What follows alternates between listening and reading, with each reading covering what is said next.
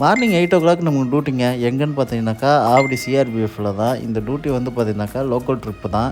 வடபழனி கோயிலுக்கு போகணும், அப்புறம் விஆர் மால் போகணும், அப்புறமேட்டு ஒரு ரெஸ்டாரண்ட்டுக்கு போகணும். அதுதான் இன்றைக்கான டியூட்டி.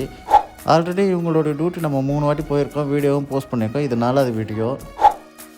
ஹுண்டா எக்ஸ்ட்ரா 1.2 லிட்டர் இன்ஜின் இந்த வண்டி தான் இன்றைக்கி நம்ம ட்ரைவ் பண்ண போகிறோம். இந்த வண்டி வந்து பார்த்திங்கனாக்கா நார்மலாகவே சூப்பராகவே இருக்குது. இந்த வண்டி தான் இன்றைக்கி நம்ம லோக்கல் ட்ரிப்பாக நம்ம வண்டி எடுத்துன்னு நம்ம கிளம்பியாச்சுங்க.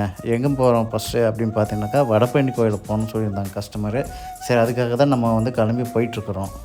நம்ம இப்போ எங்கே இருக்கோம் அப்படின்னு பார்த்தீங்கன்னா, கோயம்பேடு பிரிட்ஜில் தான். இந்த ஆம்புலன்ஸ் டிரைவருக்கு அறிவு இருக்குதா இல்லையானே எனக்கு தெரியல. ஏன்னா கீழேயாவது போலீஸ் இருப்பாங்க, பிரிட்ஜுக்கு மேலே டிராஃபிக்காக அது மேலேயே வராரு இவர்.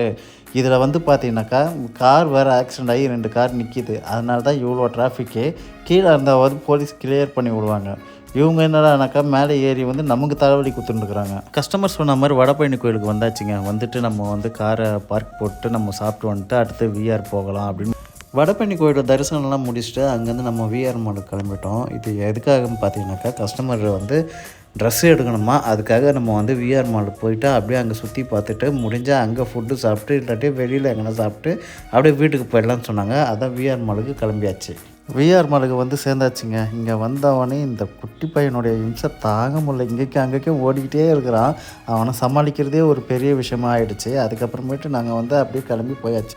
அடுத்ததாக எங்கே கிளம்பிட்டோம் அப்படின்னு பார்த்தீங்கன்னாக்கா, ஆவடியில் எலைட் ரெஸ்டாரண்ட்டும் ஒன்று இருக்குது. அங்கே தான் சாப்பிட கிளம்பியாச்சு நாங்கள். கொடுமை சொல்லுவாங்கள்ல, அந்த மாதிரி தான் இந்த லாரிக்காரர் வர்றது வந்து சுத்தமாக வந்து எப்படி வரணும்னு தெரியாமல் வந்துட்டுருக்கிறார் இவர். அடுத்ததாக இங்கே தான் வந்திருக்கோம், எலைட் ரெஸ்டாரண்ட்டு. இங்கே தான் சாப்பிட்டு அப்படியே கிளம்பிடலான்ட்டு பிரியாணி ஆர்டர் பண்ணியிருந்தேன். சொல்கிற அளவுக்குலாம் இல்லைங்க, ஆவரேஜாக இருந்தது இந்த பிரியாணி. ரெஸ்டாரண்ட்டில் சாப்பிட்டு அப்படியே நம்ம வந்து கிளம்பி அவங்கள விட்டுட்டு அப்படியே நம்ம கிளம்பிட்டோம். டியூட்டி இன்றைக்கி முடிஞ்சுது. அடுத்த டியூட்டியில் பார்க்கலாம். டாட்டா பாய்.